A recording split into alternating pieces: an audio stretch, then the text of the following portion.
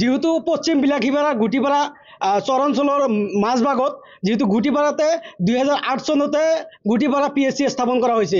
যেহেতু দীৰ্ঘদিনৰ পৰাই চৰ অঞ্চলৰ এক দীৰ্ঘদিনীয়া এক সপোনৰ আশা আছিল যে এখন হস্পিটেল লাগে। যেহেতু চৰ অঞ্চলৰ ৰাইজে দীৰ্ঘদিনৰ পৰা এই সমস্যাৰ ভুগি আছিল, যাৰ বাবে অসম চৰকাৰে 2008 চনতে গুটিপাৰা PHCখন স্থাপন কৰিছে। কিন্তু আজিলৈকে 17টা বছৰ গঢ়ি গ'ল, কিন্তু এতিয়ালৈকে কাৰ্যক্ষম হোৱা নাই। আমি এই হিচাপতে অসম চৰকাৰৰ বিভাগীয় কৰ্তৃপক্ষক অনুৰোধ জনাইছোঁ যে অতি সোনকালে আমাৰ এই হস্পিটেলখন যাতে সুবিধা হোৱাকৈ কাৰ্যক্ষম কৰি দিয়ে।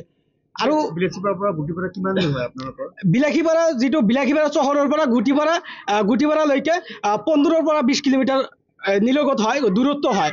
আৰু কিছুমানে দুখ আৰু পৰিতাপৰ কথা যে বিলাসীপাৰা হস্পিটেললৈ যাওঁতে মাজ বাটতে বহুত গৰ্ভৱতী ৰোগীয়ে তাতে প্ৰসৱ কৰিব লগা হয়।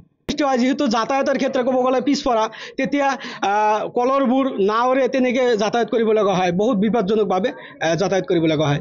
আৰু তেওঁলোকে যিহেতু ইতিমধ্যে বহুতে আমাৰ স্থানীয় ৰাইজৰ পৰা বিধায়ক সাংসদকো বাৰ জনাইছে, কিন্তু এতিয়ালৈকে আমি কোনো ধৰণৰ সুফল পোৱা নাই। আমি এই হিচাপতে আকৌ এবাৰ অনুৰোধ জনাইছোঁ যে অতি সোনকালে যাতে আমাৰ এই চৰ অঞ্চলৰ ৰাইজৰ অসুবিধাৰ প্ৰতি লক্ষ্য ৰাখি সুবিধা হোৱাকৈ আমাৰ এই হস্পিটেলখন পূৰ্ণাংগৰূপে কাৰ্যক্ষম কৰি দিয়ে।